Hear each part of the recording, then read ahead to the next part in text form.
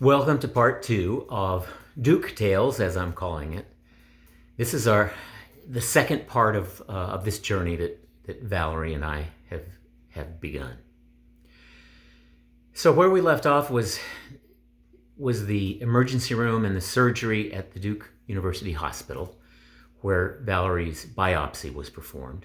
And after a few days of healing and recovering from that, we had an appointment to visit the Duke Cancer Center Oncology Department for a consultation with Dr. Desjardins.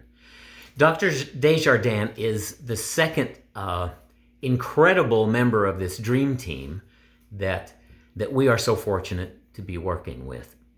She has just crazy credentials, and her consultation was very informative. It began, however, with the bad news, and that was that the biopsy results had come back, and it was positive for glioblastoma. Now, I had already done enough research and knew enough about glioblastoma to know that it's really a bad diagnosis. It's a very aggressive, very difficult form of cancer. And the statistics are really discouraging. But Dr. Desjardins didn't go into statistics. She explained, first of all, that typically glioblastoma is treated with a three-prong approach.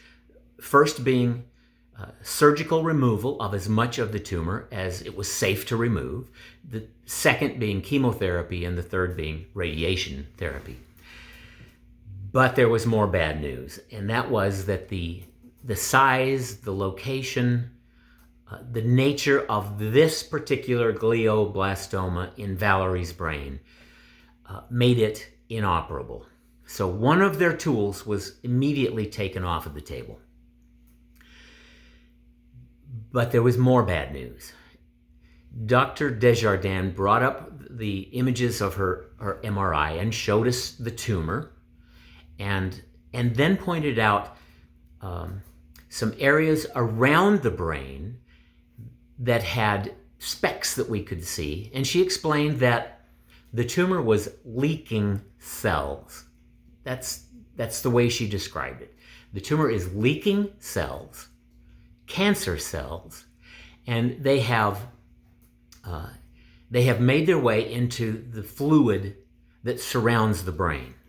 That fluid that is between the brain and the skull.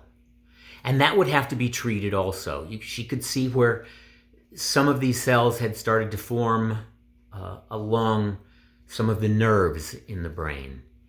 And these were very dangerous because they could take away important parts of Valerie's personality and functionality.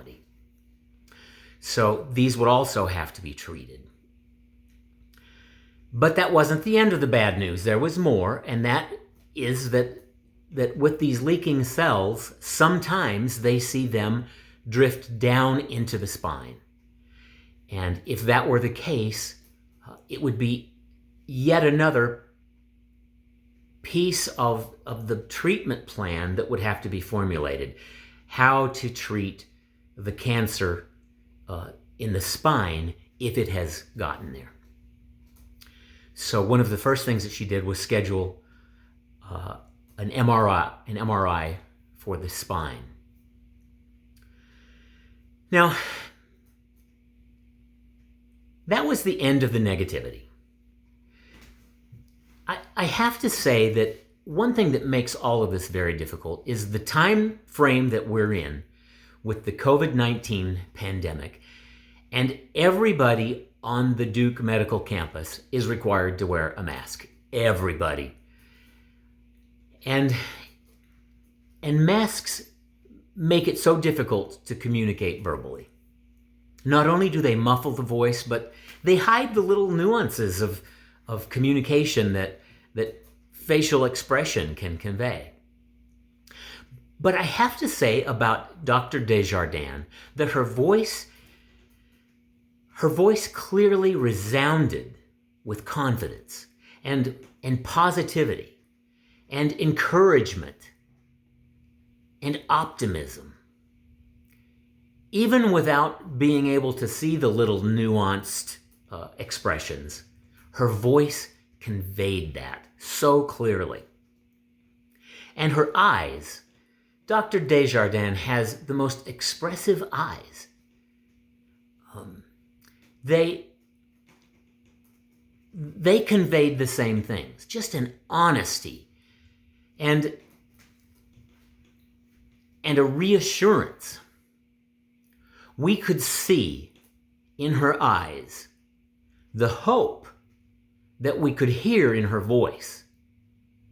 And it made that experience so much easier to get through. Dr. Desjardins, throughout this consultation, did not promise us any miracles. She made no promises about the ultimate outcome. But we knew that Providence had placed us in the right hands and that it had sent us to the right people. And Dr. Desjardins ended on that very positive note. She said, "This, I can assure you, you are in the right hands. You are in the right place." And she ended the consultation by standing up, and as she walked to the door, she looked back and she said, "This is not my first rodeo," which was really odd to me to hear her use that idiom with her hint of a French-Canadian accent. It just seemed odd. And I remember thinking, she doesn't look like a rodeo cowboy, but I hope she's as tough as one. I hope she has that kind of toughness to help us through this rodeo. So the next person that we engaged with was Nurse Rosemary. She had the unfortunate job of handing off to us all kinds of information that would be important for us to know, to understand over the next few weeks. She explained to us that the Avastin treatments would happen every other Wednesday, and that they would be preceded by labs and an oncology clinic visit, and that the radiation, which hadn't been scheduled yet, would occur every day, 5 days a week. The chemo, which was a tablet form, had to be taken before the radiation, 1 hour before radiation, and it needed to be taken on an empty stomach. But the anti-nausea medication had to be taken an hour before that, preferably with something in the stomach.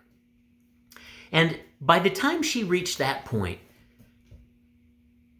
I had long since passed my threshold of comprehension and absorption. I couldn't understand what she was saying. Now, I think of myself as having above average intelligence, but I couldn't grasp what she was saying. I couldn't remember it. And I kept interrupting her and saying, "I'm sorry, but you're going to have to repeat that. I'm just not comprehending that." And it was pretty clear that she had been there before. She recognized the deer in the headlights look on my face. And she was very patient to go over it again and again and to bring out information sheets and underline the important facts.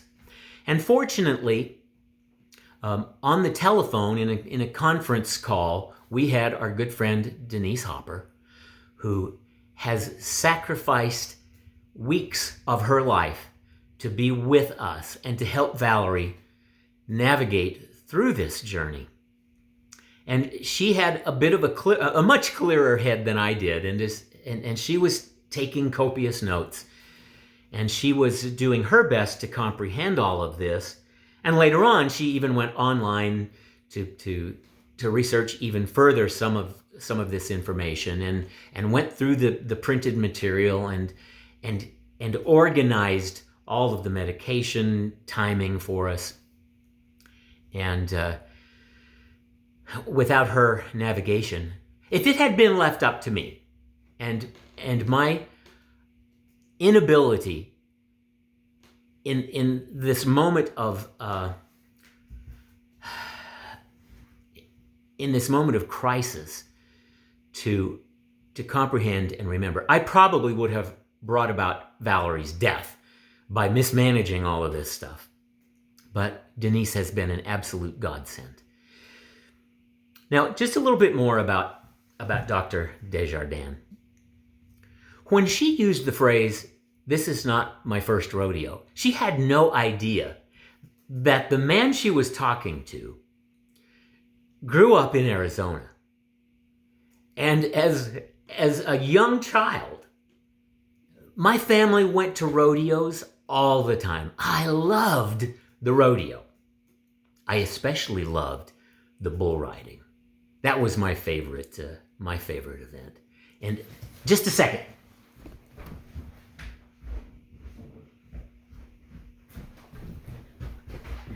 I have a relic of my childhood.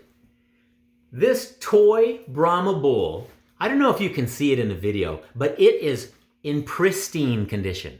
And that's because as a little boy, I didn't play with this.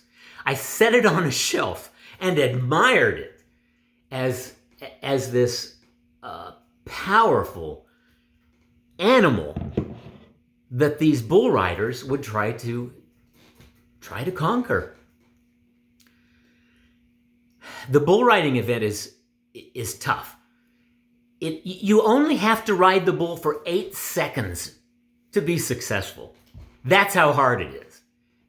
Just an 8-second ride is successful. And if you can stay on for 8 seconds, the judges award you a score based on how tough the bull is and how hard you spur it on to buck harder.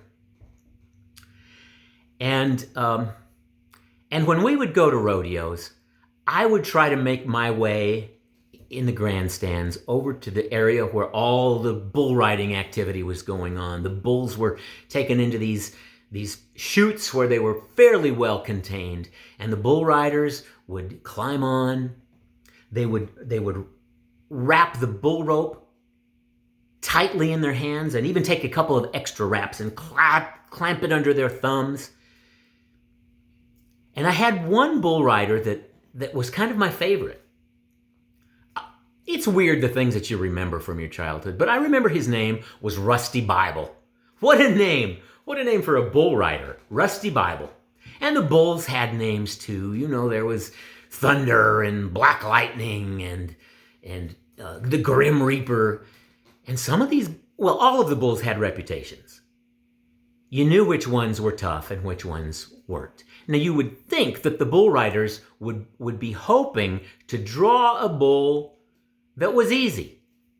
But since their score depended on how tough the bull was, they actually wanted the toughest bull that was there. They wanted to ride the tough ones.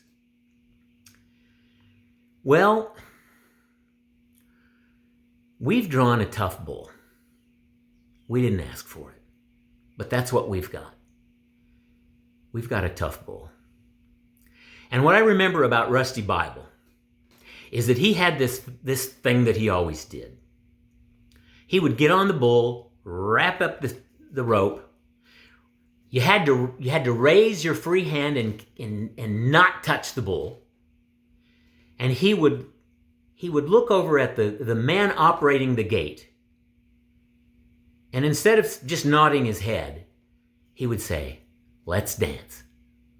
And the gate operator would throw that gate open, and absolute mayhem would erupt into the arena as that bull charged out, bucking, twisting, doing whatever it could do to throw that rider off.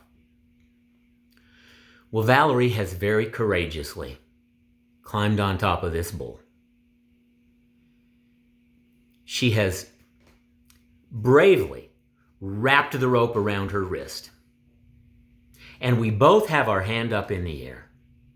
And there's nothing left to say, but let's dance. Thank you for watching.